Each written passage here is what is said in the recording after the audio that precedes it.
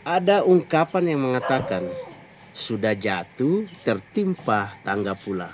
Mungkin peribahasa ini adalah peribahasa yang pas untuk menggambarkan kondisi Rismon pada saat ini, di mana Rismon pada saat ini hidup dalam keterpurukan dan ditimpa oleh masalah yang bertubi-tubi. Rismon Sianipar adalah cerminan paling menyedihkan sekaligus nyata dari apa yang di dalam ilmu saraf dikenal dengan martir politik perlawanan buta. Saat seseorang nekat melakukan perlawanan tanpa memahami bagaimana pikirannya sedang disetir oleh keadaan, ia sebenarnya tidak sedang meruntuhkan kekuasaan yang lalim, tetapi ia sebenarnya justru sedang meminjamkan pikiran dan tenaganya untuk diperas dan dimanfaatkan oleh kepentingan orang lain. Kita akan membahas topik ini dalam logika sarungan. Logikanya orang kampung, logikanya rakyat jelata. Perlawanan yang hanya modal nekat seringkali sengaja diciptakan dan dikelola oleh para elit politik, pengacara haus panggung, dan media yang haus dengan keuntungan dari keributan yang ada. Itu adalah ungkapan seorang neuroscience politik, Timothy Leary. Rismon yang awalnya mengira ia sedang melakukan perjuangan akal sehat yang murni dengan membuat laporan setebal 480 halaman dari laporan ijazah palsu Jokowi.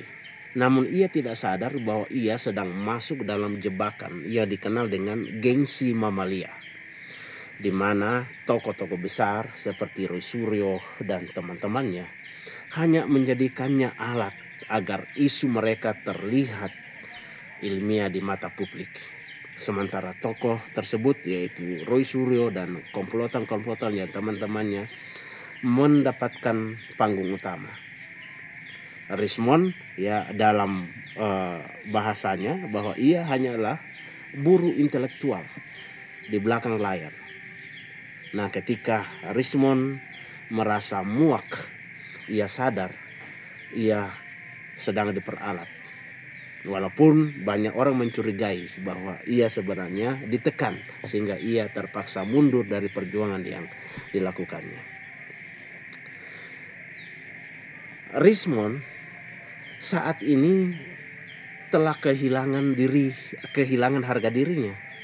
Namun dalam waktu yang bersamaan ia seperti sarung tinju dari berita-berita bohong.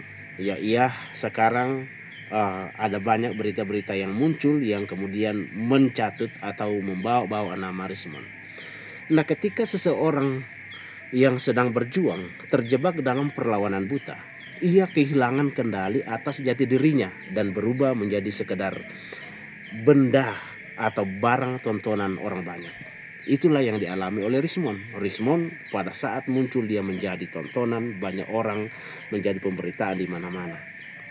Nah, tapi sekarang hal itu juga semakin terbukti dari munculnya kabar bohong tentang dirinya, di mana Rismon terseret dengan berita bahwa saat ini Rismon sedang memegang rekaman rahasia yang berisi obrolan antara Puan Maharani, AHY, dan Habib Rizik. Serta ia juga dituduh akan membongkar adanya uang 50 miliar di balik isu ijazah Jokowi. Padahal sebenarnya dari semua berita yang ada, Rismon tidak pernah berucap seperti itu. Namanya murni dicatut oleh akun-akun atau portal-portal berita yang ada berseliweran di mana-mana. Nah, sebenarnya secara sistem saraf, Rismon sudah kehilangan kendali atas dunianya yang nyata. Ia telah dijatuhkan martabatnya menjadi sekedar boneka bayangannya dipakai oleh pendukung dari orang-orang yang sedang berjuang untuk melawannya, atau pendukung-pendukung Pak Jokowi untuk menyerang pihak-pihak oposisi. Nah, dampak yang paling mengerikan dari apa yang dialami oleh Rismon pada saat ini, Rismon sedang menderita luka batin yang paling perih, terjepit di antara dua kubu yang saling membenci.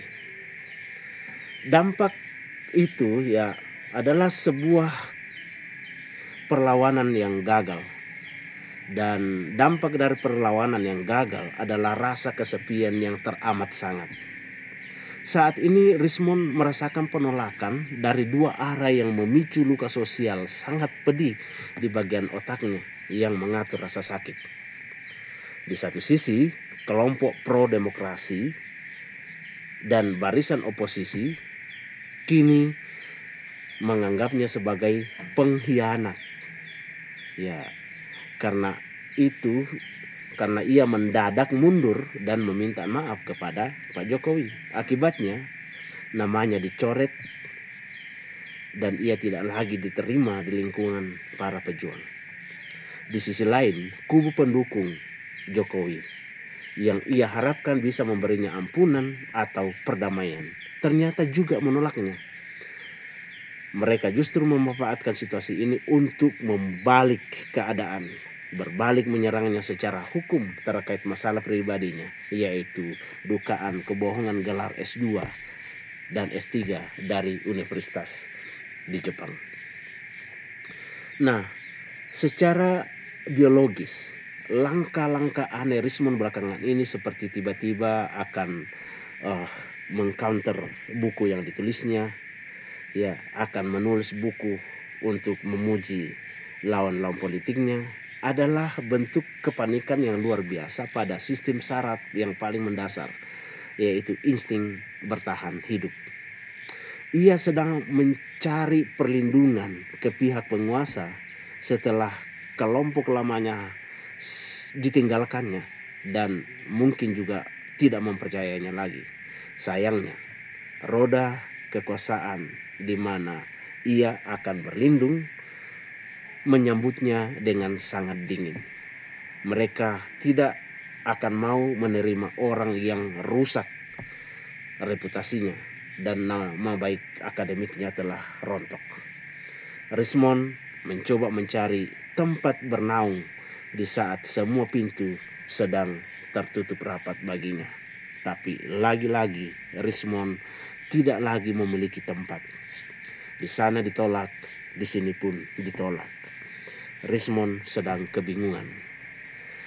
Nah, apa yang dapat kita pelajari dari situasi yang dialami oleh Rismon?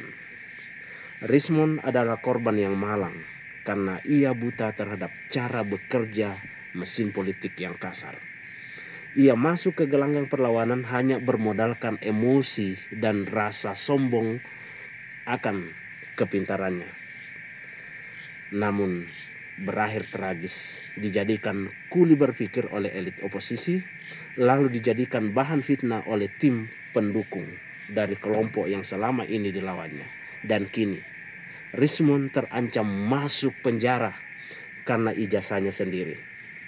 Kasus ini membuktikan bahwa melawan tanpa kesadaran penuh atau memahami bagaimana lingkungan mempengaruhi otak kita, ya bagaimana lingkungan menyetir otak kita sehingga kita respon emosional tanpa berpikir, hanya akan membuat manusia hancur berkeping-keping saat benturan di area sosial yang keras.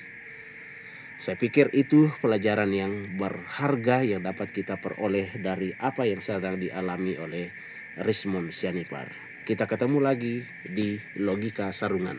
Logikanya orang kampung, logikanya rakyat jelata.